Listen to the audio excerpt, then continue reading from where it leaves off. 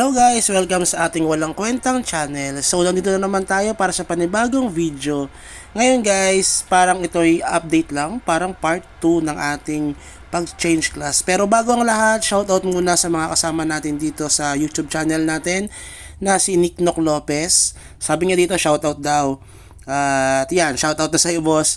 At syempre kay C na dati siyang nanonood, even though parang hanggang ngayon nanonood pa rin siya even na tayo ay nag-change class na. Medyo malungkot siya dito dahil nga nagbago na tayo ng ating class. Pero same pa rin naman tayo guys.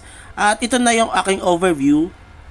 Somehow, yung overview natin dito dahil hindi ko pa na ma-maximize or na gauge itong summoner natin dahil hindi pa tayo nagsusubok ng PvP at the same time sa Sage War at sa mga ibang mga bagay pa.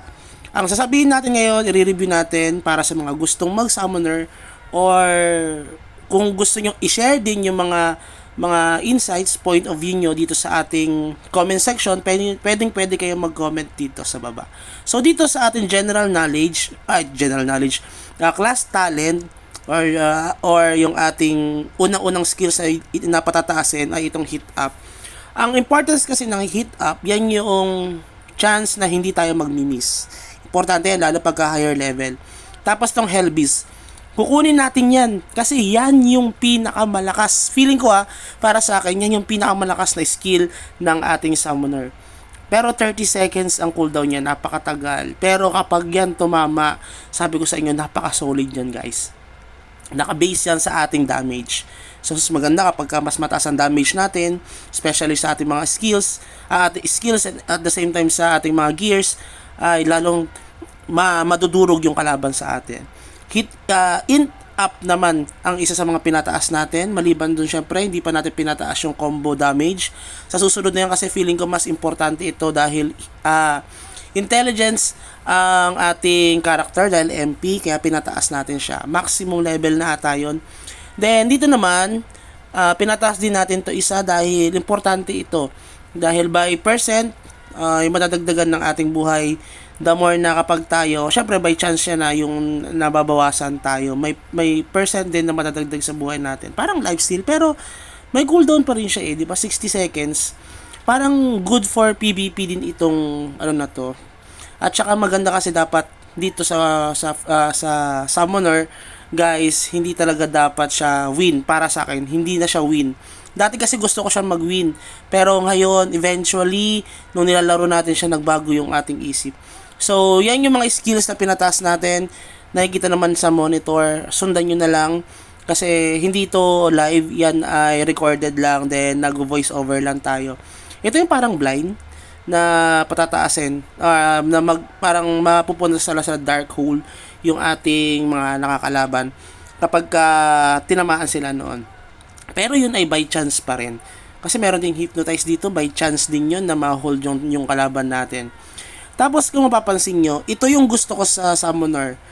Mamaya na yung ayaw ko Ito muna yung gusto ko sa summoner. Sa Shami kasi, mas mabilis siyang magpa-level compare doon sa wizard ko. Parang yun na lang yung nakikita kong advantage niya talaga. Syempre bukod dun sa mas malakas kang damage, ito yung nakita ko na advantage niya, yung mabilis siya magpa-level compare sa wizard. Yun yung nakikita ko guys. Baka kasi sa iba yung tingin nila.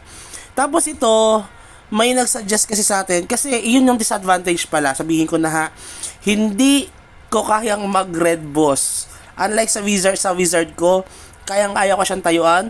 Pero dito, hindi ko kaya. Talagang naubos yung buhay ko, aatras pa ako para mapatay ko pa yung red boss. Pero yun kasi ay wala akong shield na defense. Wala tayong shield. Meron tayong yung book or yung tomb ba yun, pero attack kasi siya. Wala tayong redact or yung defense na nagamit. So kaya medyo malambot tayo, pero malakas yung damage natin. Para siyang wizard din na 2 to 3 minutes bago mapatay yung red boss. Same sila nito. Tapos ito pala yung skill talent natin guys, para baka malimutan ko. Itong skill talent, pinataas ko yung Hellbeast na yan dahil importante yan. Kaya sabi ko sa inyo, yan yung pinaka forte niya, pinaka main skill niya Kasi mayroon siyang yung third, yung T3 na tinatawag, kung makikita nyo yan, no? Ignore na damage. Basta, hindi ko mabasa kasi dito.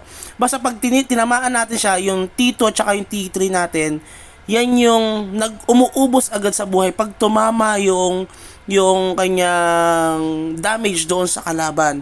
Parang 100% ignore damage or ignore defense sa kalaban mo. Para kang naka-penetration or parang hindi mo isipin yung defense kahit gaano kakunat yan. Pag tumama yun dahil na-ignore niya yung damage, ignore defense nung target mo, lalambot yung kalaban mo na yun.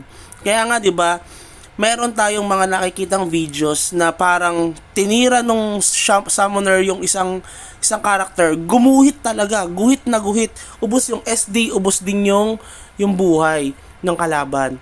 At sasabihin na natin kung bakit hindi na natin siya F-Fluorite, kasi para sa akin mas maganda, mas mataas ang damage ng summoner. Although malambot talaga siya sa totoo lang, pero yun ang ano niya, yun yung pinaka-advantage niya, yung damage niya ang pinaka maganda doon.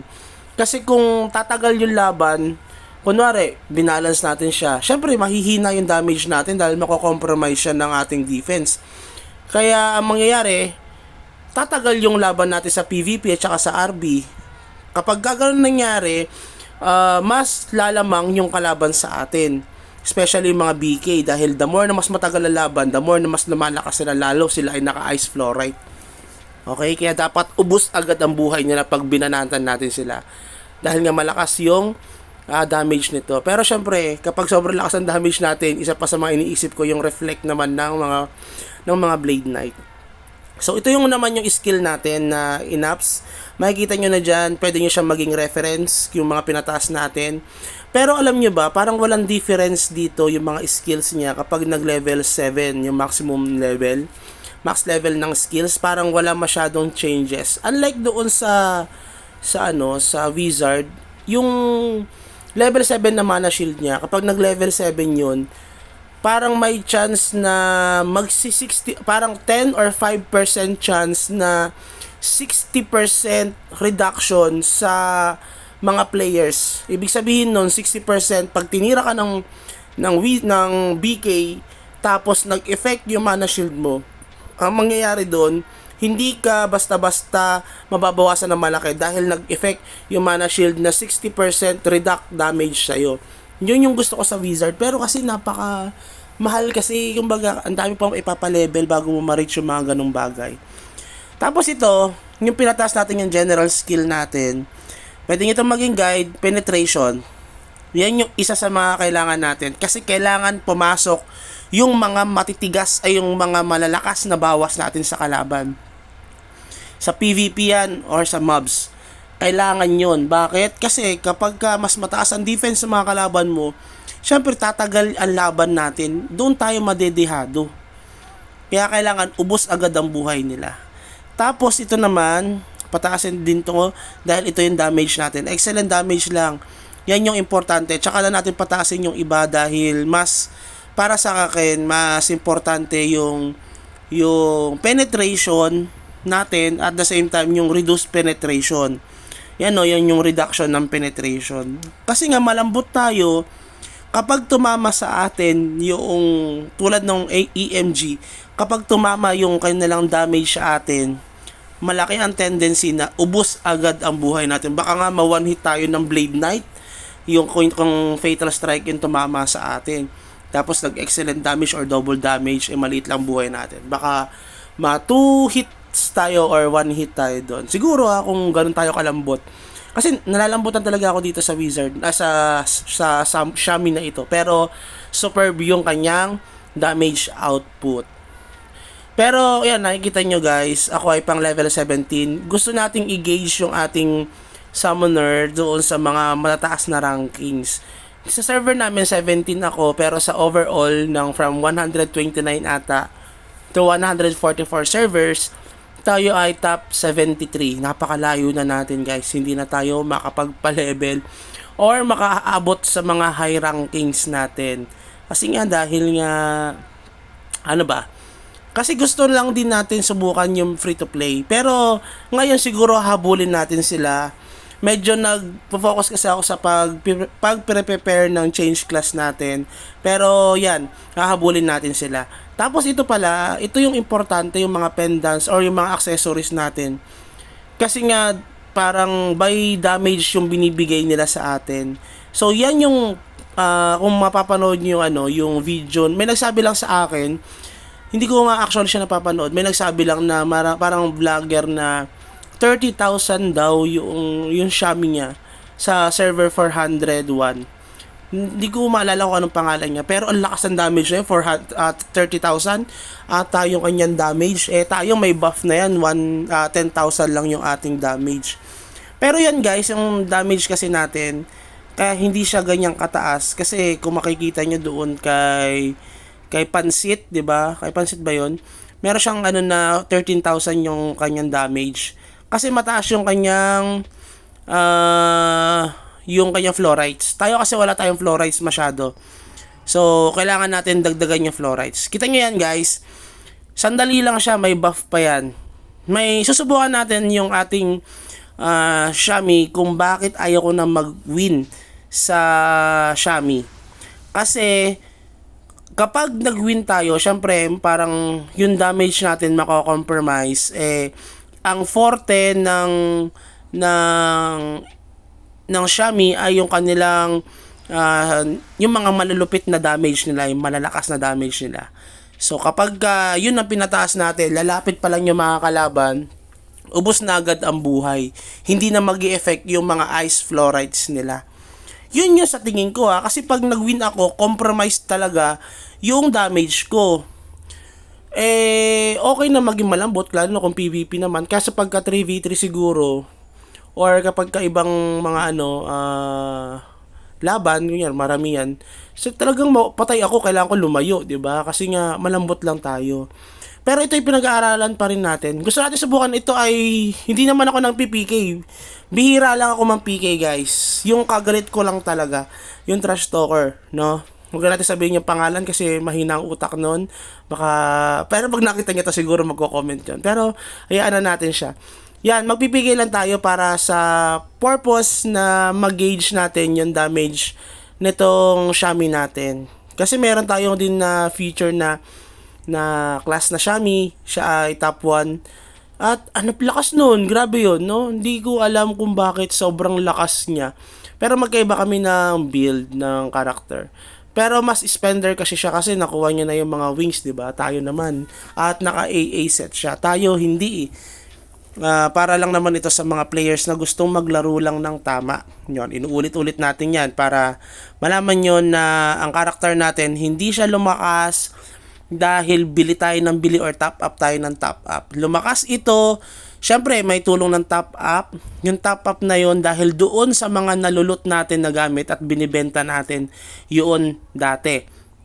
Okay, hanggang ngayon naman kung nakita nyo yung nag-change class tayo, ang ginamit natin yung pagbili natin ng Jazz. 'Di ba? O, kita nyo yun? Parang 1, 2, 3 seconds patay yung kalaban. Ganyan kaganda ang forte o yung lakas ng ating Xiaomi. Pero syempre, ito ay medyo mababa yung level sa atin. Tapos naka-buff tayo. Siguro mga 6 minutes, 6 seconds or 7 seconds or 10 seconds yan, medyo mapapatay na natin sila. Syempre, mas mababa level. Pero susubukan natin, i-gauge natin guys. Or yung mga kalaban natin na kasing level din natin or hindi nagkakalayo yung ating battle points dahil uaakitin natin yan. Gusto natin siyang subukan mag-gauge ng buo itong Xiaomi na ito at para kahit papano meron kayong reference na uy, pwede natin gayahin yung Xiaomi na yon. Or pwede nyo rin sabihin na putang ina, ang hina ng summoner na yon. Pwede naman, wala naman tayong problema doon. Basta para sa akin, ang purpose nito para magkaroon ng guide doon sa mga viewers natin na mga may hirap na katulad natin. Okay? So, yan yung lakas ng summoner. So, medyo mahaba na ito guys. Itong video na ito, 17 minutes na akong tuloy-tuloy na nagsasalita. Hindi naman to discussion and lecture. Pero maraming salamat sa inyo guys sa patuloy na pagpanonood at pagsuporta sa ating channel. 1,018 na ata tayo. yung ating subscribers. So tuloy-tuloy lang, and susunod magpapalaro tayo dito para kahit papaano ay ma-share natin kung tayo ay magmo-monetize na, kasi hindi pa tayo nagmo-monetize. Parang hindi ko pa siya na-activate, hindi pa kasi ako marunong. Inaaral ko pa kung paano siya i-monetize. Okay? So, biruin mo yun, di ba? Ubos agad yung SD niya. May buff pa yan. Pero anyway, i-gauge na natin kasi hindi naman natin siya mag-gauge actually dito dahil nga ito ay parang AFK. Syempre, hindi naman tayo nababawian. Tandaan nyo, ang PvP naman, may kasamang attack yung mga kalaban na yan. So, most probably, maubos ang buhay din natin. So, depende kung tatagal ba tayo or tatagal yung kalaban natin pag tayo ay naipag-PvP. Pero sure ako guys, kapag agawan ng RB, ikaw ay naunang umatake, patay agad yung kalaban mo sa'yo.